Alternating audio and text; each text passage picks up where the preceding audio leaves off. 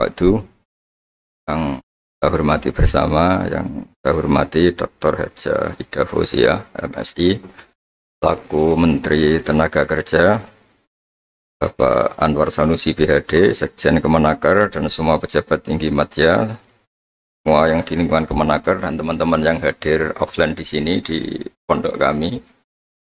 Semua yang saya hormati, semua warga Indonesia, semuanya teman-teman kita yang saya hormati. Saya insya Allah isi 15 menit, mungkin itu maksimal. Karena kemarin saya dibilangin sama mbak saya, Mbak Hin, staf khusus di Kemenaker, biar Bu Menteri ketika di Pondok Bakhrul Ulum di Jombang. Saya tidak akan memberi nasihat banyak, tapi saya punya filosofi tentang tenaga kerjaan. Tadi sudah disebut bahwa nilai kerja itu ibadah. Agama manapun pasti setuju kalau orang mendapat rezeki atau mendapat kebutuhannya karena lewat jalan yang halal. Jalan yang halal itu biasanya pilihannya itu ya kerja, terus mungkin warisan, terus hibah.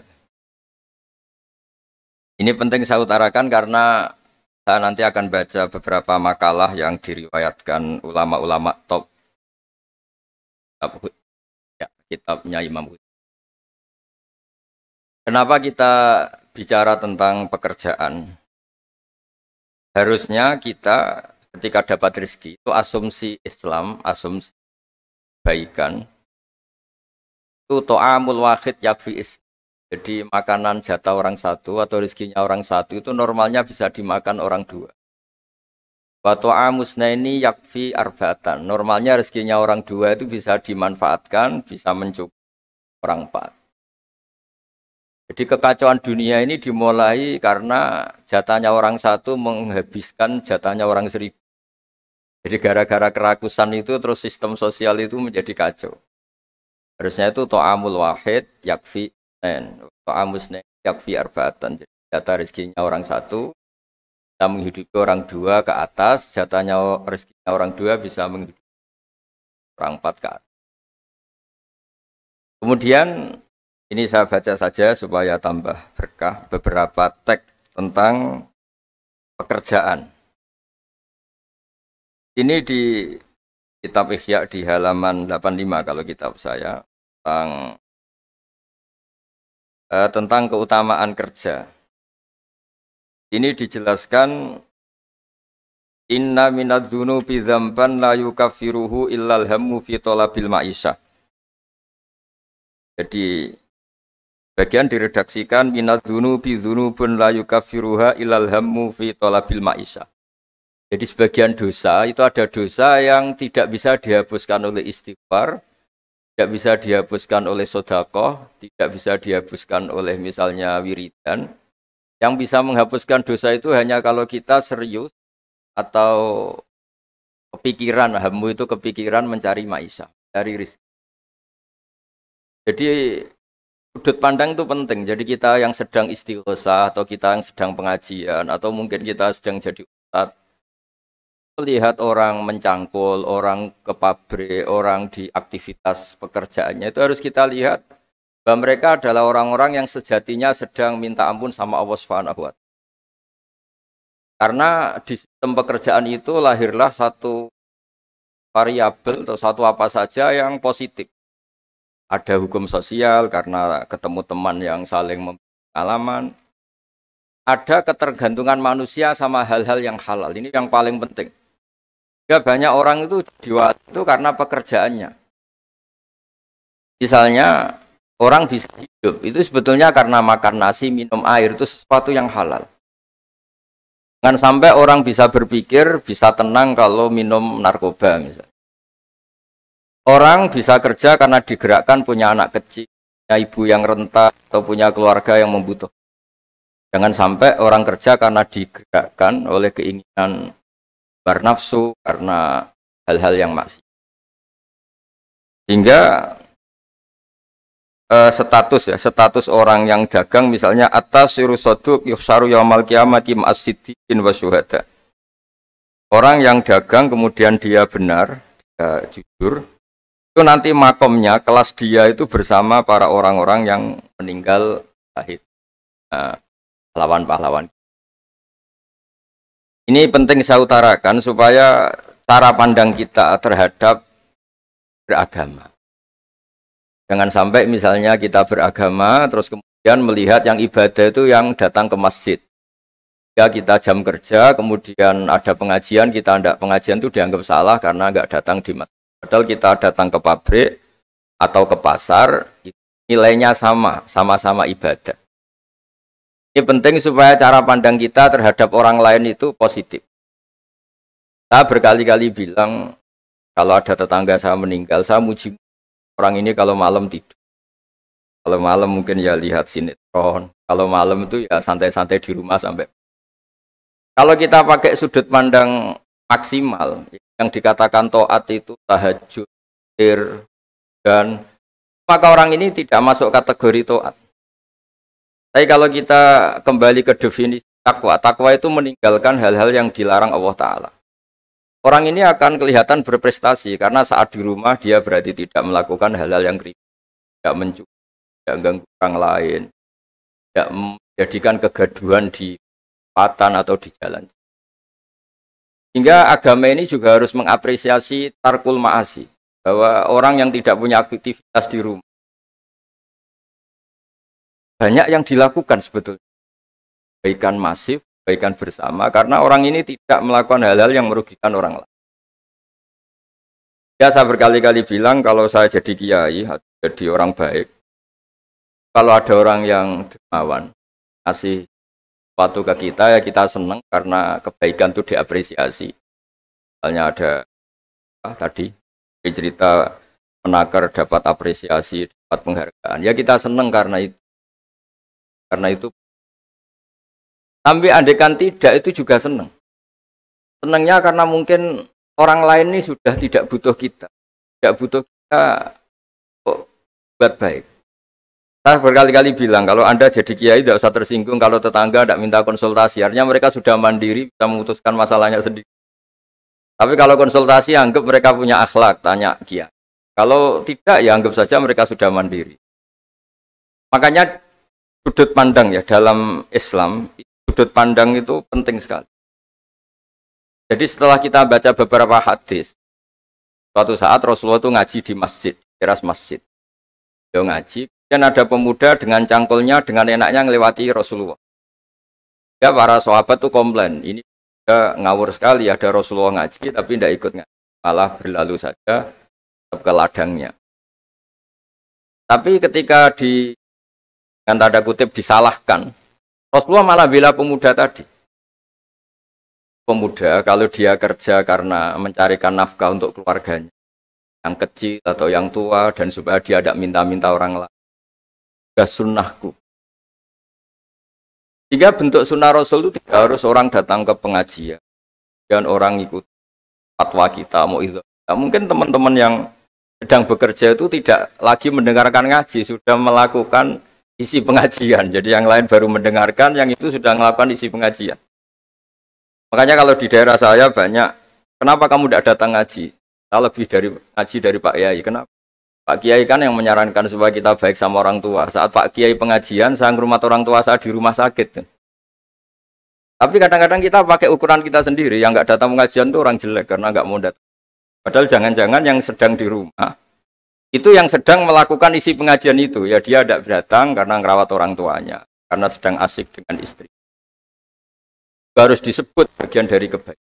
Nah, dalam kebaikan Islam, Nabi pernah ngendikan, "Wafi ahadikum sedekah." Kamu kumpul dengan istri kamu itu, sampai sahabat protes, "Ya Rasulullah, masa ayati ahaduna syahwatahu wa huwa lahu ajrun?" Masa urusan seneng-seneng sama istri dia dapat pahala?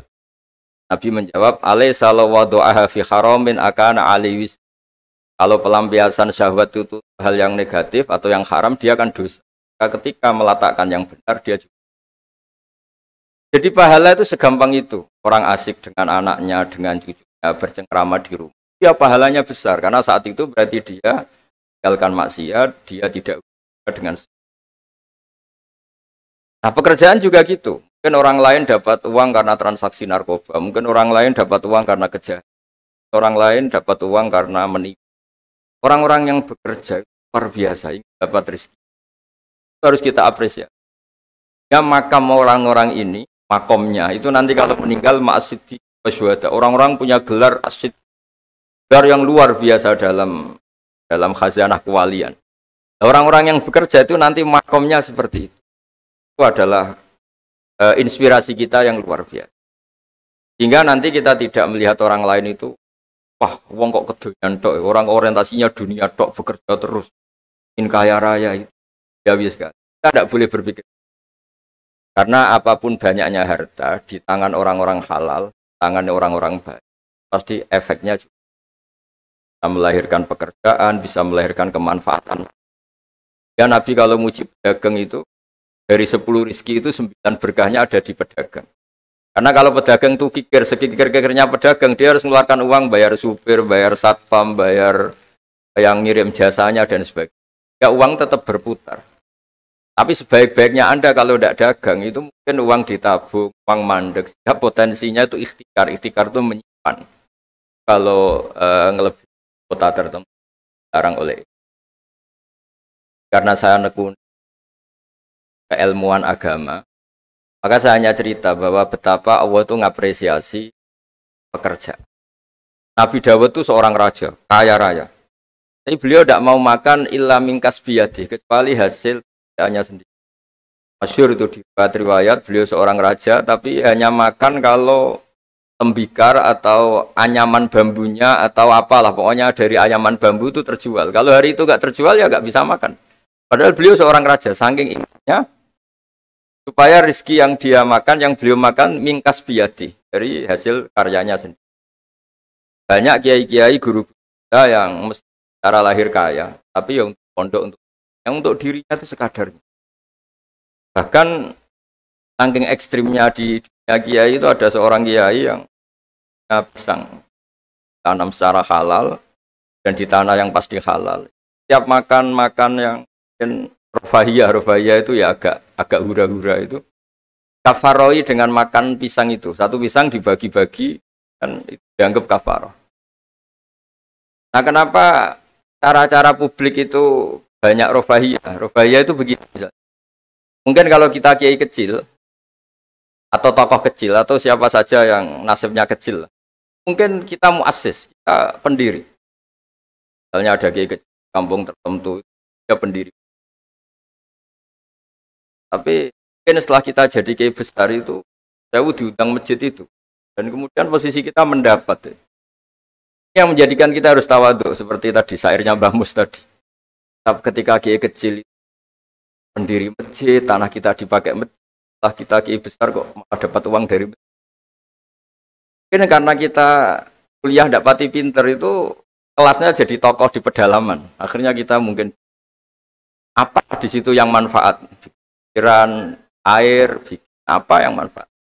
Kalau kita kepinteran malah jadi orang yang terus hanya dengan negara itu mendapat, bukan memberi.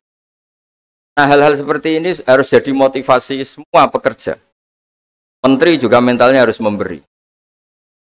Pekerja juga mentalnya harus memberi. Maka dulu banyak negarawan kita bilang hubungan Anda dengan negara itu sejauh mana Anda memberi sama negara ini. Dan berpikir sejauh mana negara ini memberi kepada kita. Itu yang diajarkan guru kita, orang-orang kita, bahwa hubungan kita dengan negara, dengan orang lain itu yunfikun itu berkontribusi. Hingga saya ini termasuk kiai yang kalau ketemu orang yang terlalu baik sama saya ini saya sungkan karena hubungannya saya mendapat. Tapi kalau ketemu orang yang lebih lemah mungkin saya lebih pede karena hubungan kita ini memberi. Itu yang diajarkan al-yadul ulya khairu, bahwa tangan yang atas lebih baik ketimbang tangan di bawah. Makanya saya mohon kementerian semuanya lah kita hubungan dengan bangsa kita, dengan masyarakat kita, dengan rakyat kita hubungan memberi, bukan hubungan mendapat. Bahwa secara aturan atau secara kultur karena kita pejabat, kita kiai mendapat itu ya rezeki dari Allah yang kita terima secara syukur. Tapi sebetulnya komitmen kita sebagai bangsa, komitmen harus dicatat. Karena Islam mengajarkan ma'aliyal umur, mental-mental yang mulia. Mental mulia itu ya mental heroik, mental memberi, mental berkontribusi. Kan mental nyuwun mental hanya kan mental yang ma'aliyal umur, kan mental yang saya mohon ini mungkin ya harus saya sampaikan karena memang supaya orang itu melihat bahwa pejabat itu mikir kita, mikir negara dan juga gitu, kiai juga. Semuanya harus diartikan mereka itu berpikir keras untuk kalau kita orang yang mungkin agak nyun sewu, agak dengki atau agak hasut berpikirnya tuh enak jadi pejabat, enak jadi kiai, enak jadi ini. Itu jadi kita repot. Makanya tunjukkan bahwa kita adalah orang yang berakal hero, orang yang berakal berkontak, orang yang berakal khairunas anfa'uhum. Yang terakhir karena tadi banyak yang baca puisi banyak saja dan saya senang sekali, tapi saya mau cerita tentang keunikan dunia wali. Dulu ada seorang wali jadi pegawai penjaga kebun, padahal seorang wali dia penjaga kebun anggur.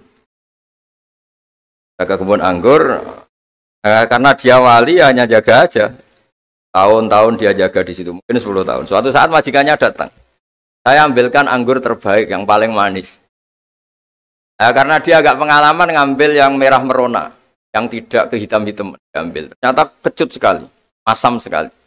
Majikannya marah-marah. Kamu kerja di sini 10 tahun tidak pengalaman. Harusnya kamu bisa membedakan mana yang manis, mana yang masih masam. Ya saya ini kan kiai, jadi tidak pernah ngambil sesuatu yang tidak hak saya. Nah, kira-kira kalau Anda punya karyawan seperti itu tuh bingung apa Anda? Kalau dibilang khianat, tidak pernah khianat, tapi akhirnya nggak bisa disuruh karena nggak pengalaman. Barat Anda punya pembantu, ayo anterin saya tidak bisa nyupir. Mobil nganggur banyak kok tidak bisa nyupir. Saya tidak pernah gasap. Jadi itu memang apa ya? Jadi akhirnya terus majikan tadi, sudah kamu jadi guru saya aja, kamu nggak pantas jadi kerja kata. Terus akhirnya dan ternyata tadi termasuk wali besar yang hazanah wali kerja 10 tahun di sama sekali nggak pernah makan. Suatu saat majikannya datang minta diambilkan anggur terbaik. Dia ngambil sekenanya yang dikira baik, terus ternyata itu kecut sekali, masam sekali. Gak dimarahin karena dia nggak pernah sama sekali itu ngambil. Dia merasa kualitas ya dijaga, amanah dijaga, tapi komitmen terhadap kebaikan bersama karena ekonomi. Kalau kita bangkrut, yang sakit ya pangan saja, bukan kemenaker saja. Kalau negara ini kolab, yang bingung juga nggak presiden saja, kita semua salah sebagai bangsa yang bersama ingin khairunas anfa akan rahmatan. Semuanya enak, semuanya nyaman karena kita semua kenal Bismillahirrahmanirrahim. Ketika menyebut Allah pasti yang maha pengasih dan maha penyayang. Saya kira demikian, mari berdoa bersama semoga bukti bahwa kita bergantung sama yang menguasai langit bumi, menguasai kehidupan kita, menguasai semua yang terlewatkan maupun yang akan datang. Al-Fatihah. Ar-Rahman. Radalladzi anamta. Ahmaduka ya ghafuru ya syakuru masalli wa sallim alal basyirin asaluka bi anna lakal hamda la ilaha illa anta al-hannan al-mannan ya badi'as samawati wal ardi ya hayyu ya qayyum ya dzal jalali wal ikram antarzuqana ya wa husnal muamalati fi ma baini waj'alna aminin mutmainin alladzina la khaufun 'alaihim wa lahum waj'al baldatana ya baldatan mutmainnat ya'tina ya warisku karahotan warzuqna insyirahus sadri laka warzuqna salimin ghanimin mu'afin min kulli bala'id dunya al akhirah rabbana atina fid dunya hasanah wal akhirati hasanah sallallahu ala sayyidina Muhammad sallallahu wa baraka sallam subhana rabbika rabbil izzati amma yasifun salamun alal mursalin alhamdulillahi rabbil alamin.